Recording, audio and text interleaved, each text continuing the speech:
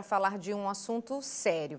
A gente que é mãe, pai, responsável, quer sempre entender o mundo das nossas crianças e adolescentes. Fala a verdade, a gente peca até por muito cuidado, muito excesso, né, de atenção. E quando a gente fala de emoções, é muito difícil a gente entender o que pode ser patológico no comportamento da criança e do adolescente e o que pode ser apenas da idade. Por isso que hoje eu tenho ajuda aqui. A gente vai conversar com a Viviane, que é psicóloga focada nessa área de criança e adolescente, para a gente entender, né, tentar pelo menos entender um pouquinho da cabeça deles. Tudo bem? Boa tarde. Agradeço o convite. Muito bom estar aqui com vocês. E tem como a gente conseguir entender? Porque mãe, né, é um drama, assim, a gente fica com o coração na mão.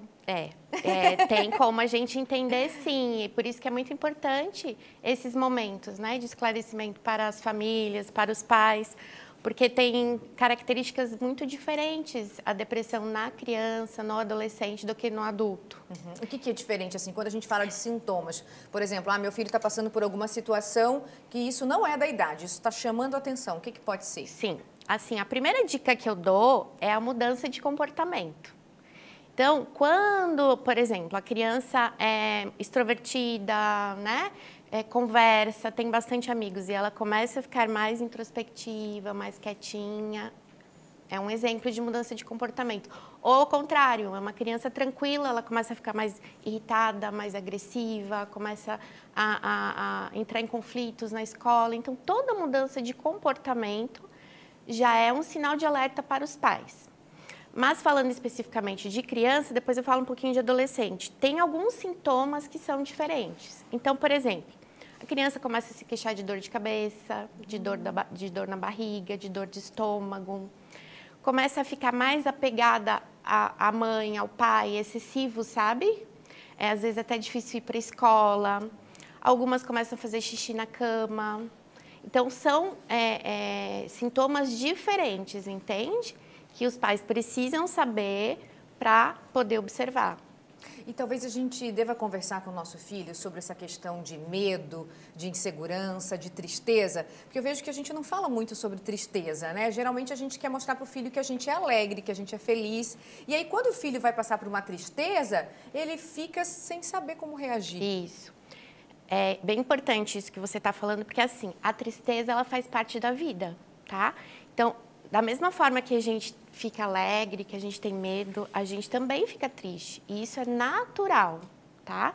A depressão é outra coisa, entende? A depressão é algo mais prolongado, é algo que tem outros sintomas envolvidos. Então, a tristeza ela é para ser acolhida. Filho, estou vendo que você está triste, realmente essa situação é difícil, eu te entendo, e acolher a criança, né? Ou o adolescente. E quando a gente fala de sinais de depressão no adolescente, é o quê? Então, aí é mais difícil no adolescente, porque muitas vezes é confundido com as características próprias da adolescência, né? Alteração de humor, mais irritabilidade, achar que, né, sabe tudo. Então, na adolescência é um pouquinho mais difícil o diagnóstico, entende? Mas é muito importante os pais notarem essa questão de mudanças bruscas de comportamento. O adolescente, ele gosta de se relacionar, de ter amigos, né? Quando ele começa a ficar muito só dentro do quarto, não querer sair. Na adolescência, os pais precisam ficar muito atentos a questões mais sérias, assim, por exemplo, crianças que começam só a usar blusa de manga comprida, se esconder muito, porque muitas já estão, né, se machucando por conta da depressão. Outras coisas importantes, alteração no padrão de sono, então começar a dormir demais ou ter insônia. Na alimentação também, né, passar a comer excessivamente ou perder o apetite. Então, são coisas que às vezes passam desapercebidos no dia a dia, né? Por isso que é importante a gente ter esse diálogo, olhar para os nossos filhos, conversar. Tirar um tempo de qualidade mesmo, né, Vivi? Vivi, você continua com a gente. Tá o bom. nosso público já começou a participar. Opa. Você de casa pode mandar mais perguntas, que daqui a pouco ela vai voltar no próximo bloco ou no outro para responder tudinho, combinado? Combinado. E a gente continua a nossa conversa com a psicóloga Viviane sobre as emoções das nossas crianças, dos nossos adolescentes. O público já está participando. Pode colocar na tela, produção, a Dulce de Itajaí. Oi, Flávia, meu filho se chama Thierry e ele não gosta de sair de casa. O que ela pode fazer? Qual que é o conselho? Nesse caso, ela não colocou a idade dele, né? Que seria uma informação importante, assim, porque os adolescentes às vezes não gostam muito de sair de casa, né? Eles criam o mundinho deles ali. Mas assim, ó, procurar, perguntar para a criança que tipo de passeios que ela gosta de fazer, né? Às vezes convidar um amiguinho para ir junto. Porque às vezes a criança não quer sair porque não tem outra criança para ela brincar, às vezes é um programa só de adultos. Mas na fase do adolescente, a gente deve respeitar isso? Deve respeitar, porque assim, na adolescência é natural um pouco de afastamento da família, né? Porque ele se volta mais para os amigos, né? Na busca da identidade, realmente. Então, é natural. Mas assim, se ficar muito isolado, também não quiser sair com os amigos, aí também é preocupante. Aí você ou procura ajuda ou faz sair junto contigo. Isso. A participação da Laura. Minha filha tem 8 anos e reclama sempre de coisas pequenas, bobas. De que forma que ela pode orientar a filha a não se queixar tanto sem reprimir as emoções? Olha, interessante, né? Eu vejo que às vezes as crianças, elas usam pretextos e coisas para conversar com os pais.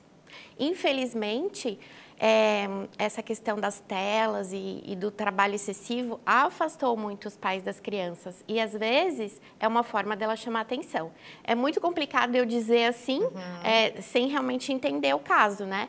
Mas ouvir essa criança e também procurar puxar outros assuntos, né? Não dá, assim, uma importância muito grande para a reclamação. Isso. E também prestar atenção, será que eu também não reclamo demais? Criança é uma esponjinha, é espelho. Entendi. Entende? Às vezes a gente percebe isso na criança, mas não percebe na gente. Às vezes a gente tem um padrão de reclamar de tudo. Vale refletir. O Acioli, sou pai e mãe de uma princesa e não consigo dizer não. O que fazer? Dizendo não. Olha, é difícil, Acioli, ele já conseguiu uma grande coisa, que foi reconhecer que ele tem essa dificuldade, né? Porque muitos pais nem percebem, né? É normal, viu? Acioli, a gente tem dificuldade de dizer não, porque envolve amor, sentimento, né?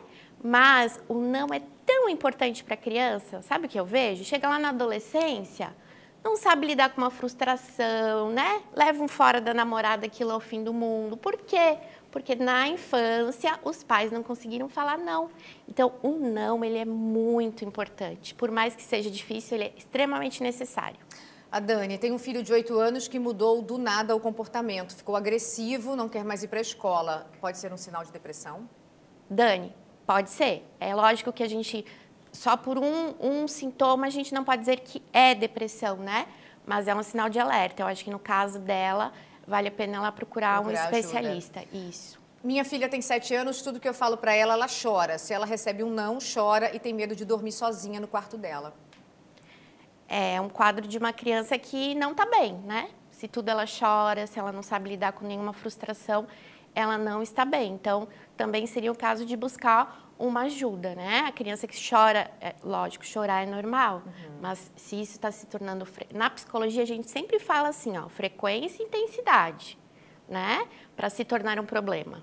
Entende? Antes da gente encerrar o programa de hoje, queria que você comentasse se tem como a gente, que é pai, mãe, trabalhar na prevenção para que o nosso filho não fique ansioso, não fique depressivo. A gente pode fazer alguma coisa? Sim, muitas coisas. Então, vou citar as mais importantes, tá? Então, primeiro, criança precisa de rotina. Horário, né? Horário para dormir, horário para acordar, horário para se alimentar, horário para estudar. Então, isso é bem importante. Rotina, sono adequado, né? Então, a criança tem que dormir de 8 a 10 horas por noite. Menos telas, né? É lógico que a gente não tem como mais voltar atrás e cortar as telas. Mas diminuir o tempo de tela, criança precisa brincar, precisa de natureza, precisa socializar, entende? Então, eu acho que esses são os fatores assim que vão ajudar bastante. E uma outra coisa, a criança, ela precisa viver num ambiente tranquilo, né? Então, evitar esse ambiente muito estressor também, de brigas. Muito obrigada pela participação, foi incrível, tenho certeza que ajudou muitas famílias Que bom, em casa. eu que Um beijo. agradeço.